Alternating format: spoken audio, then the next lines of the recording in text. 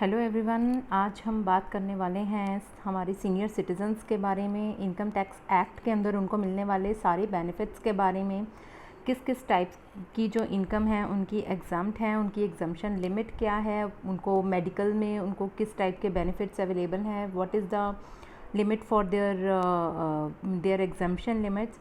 तो उसके बारे में आज हम बात करेंगे। सबसे पहले जानते हैं हम हमारे जो सीनियर सिटीज़न हैं उनका एज लिमिट है जो दैट इज़ 60+। एंड जो सुपर सीनियर सिटीज़न है एज़ पर द डेफिनेशन उनका जो एज लिमिट है that is 80+।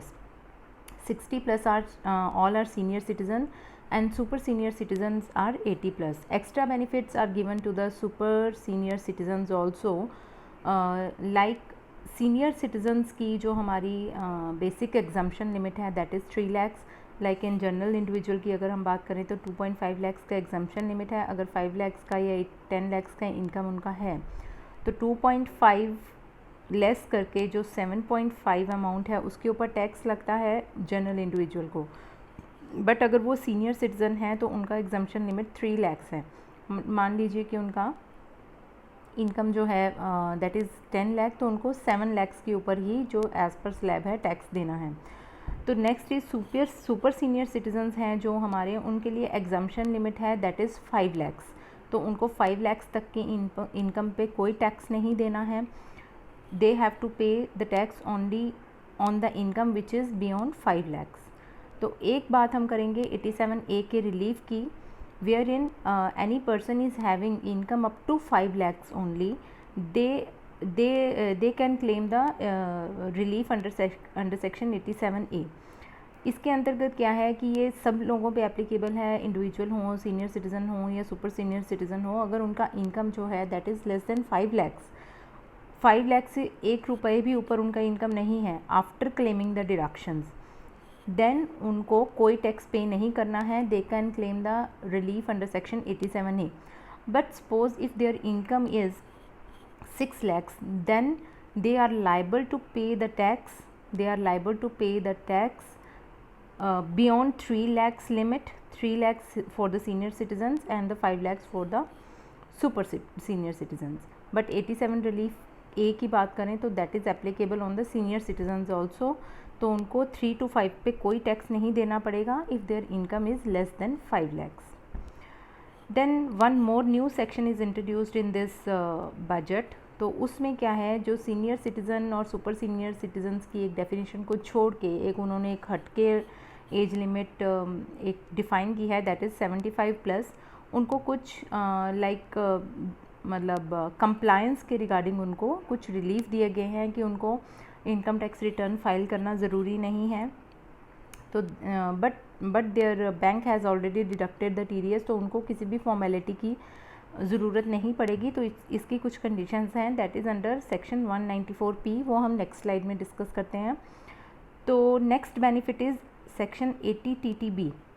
As per this section every senior citizen is eligible to take the exemption of up to ₹50,000 in respect of their interest income. That interest may be either on their saving interest, on their FD interest or post office saving bank interest and whatever। कोई भी अगर उनका जो interest income है they are eligible to take the exemption up to 50,000। Like senior citizens हैं, अगर उनका like they are having the interest from the FD, they are having the income from the FD, like if you say 6 lakhs they are having the interest income, then straightforward 50,000 they can deduct under section 80 TTB as a deduction for is applicable for the senior citizen। ये 60 below के लिए ये deduction नहीं है। 60 below के लिए सिर्फ saving bank के ऊपर 80 TTA के अंतर्गत 10,000 का डिडक्शन है, that is only for the saving interest और 10,000 विच एवर इज़ लेस। तो यहाँ पे सीनियर सिटीजन्स ऑल्सो 50,000 का जो डिडक्शन है that is for the interest income और 50,000 विच एवर इज़ लेस, उतने अमाउंट का इनको डिडक्शन मिलेगा। तो एक डिडक्शन सेक्शन 80D का है that is regarding the mediclaim का जो है। तो ये जो सीनियर सिटीजन्स के लिए है इसका लिमिट है 50,000। मान लीजिए कि कोई भी सीनियर सिटीजन्स हैं या any individual having their parents are senior citizens and they have done any expenditure on their health, उनकी हेल्थ पे कुछ भी उनको कुछ भी डिजीज़ या कोई भी हॉस्पिटलाइजेशन एक्सपेंसेस जो उनके हुए हैं, तो 50,000 तक की डिडक्शन और actual expenses which ever is less, वो ये डिडक्शन 80D के अंतर्गत ले सकते हैं। तो अगर इंडिविजुअल की अपनी है, लाइक बिलो 60 ईयर्स के जो इंडिविजुअल्स हैं, अगर उनको कोई भी मेडिकल एक्सपेंडिचर है तो उनके लिए सिर्फ 25,000 है। तो अगर वो सीनियर सिटीजन्स पे स्पेंड करते हैं या सुपर सीनियर सिटीजन्स पे स्पेंड करते हैं, उनका मेडिकल एक्सपेंडिचर है, तो 80D के अंतर्गत they can claim up to 50,000। Then next section is for 80DDB। This is for the severe disease, notified disease, like किसी को कोई न्यूरोलॉजिकल प्रॉब्लम है, they are having a disability of 40% और more, then they can claim the deduction of 1 lakh or actual expenses whichever is less under section 80DDB। Section 80DDB का जो deduction है senior and super senior citizens के लिए 1 लाख तक they can claim the deduction under section 80DDB plus like suppose as you know, आज अगर कोई भी सीवियर डिजीज़ हैं तो ऐसा तो नहीं है कि their yearly expense on that may be up to 1 lakh only, तो 1 लाख से ज़्यादा ही है। अगर किसी का मान लीजिए 2 लाख का एक्सपेंडिचर हुआ है, then they can claim deduction of 1 lakh under 80DDB and the rest of deduction of 50,000 under section 80D। But the conditions, there are few conditions also, like that expenditure should not be in cash. You have to prove that account payment of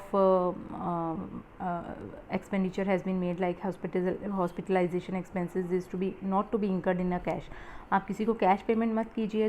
दूसरा 80DDB में है तो आपको you have to submit the prescription of the doctor का prescription है wherein the disease has been mention कि इनको like many if any one is having paralysis और some neuro problem is where 40% और मोर डिसेबिलिटी इज़ देयर, तो they mention the disease and only prescription is sufficient. Earlier there form from the MD doctor was required to be submit. Now form is not required to be submit, only based on the prescription, that too from the MD doctor, not below that rank. So they can submit this prescription and claim the deduction up to 1 lakh.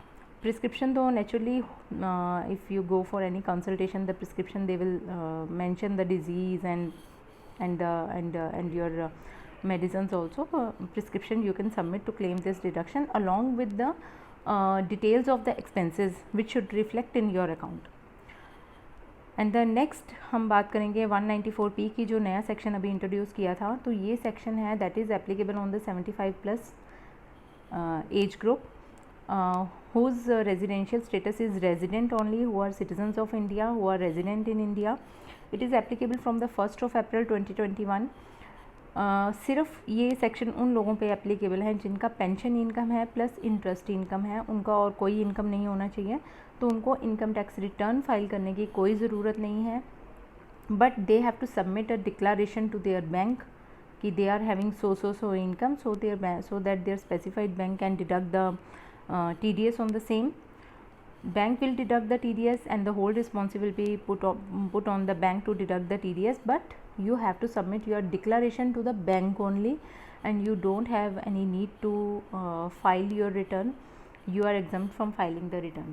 But इसमें हम ये कहेंगे कि अगर आपका कोई interest income है या पेंशन इनकम है या आपका कोई भी और इनकम है, तो इसके अलावा अगर आपका कोई इनकम है then you have to file the return. तो आपको कोई उसमें रिलीफ नहीं दिया गया है, सिर्फ 2 इनकम्स के केस में आपको रिलीफ है। If you are having pension income plus interest income, that's it, then you need not to file any return and you can submit your details to your specified bank. So ये था आज का हमारा senior citizens के बारे में कि उनको क्या बेनिफिट दिए गए हैं हमारे इनकम टैक्स इनका CBDT की तरफ से।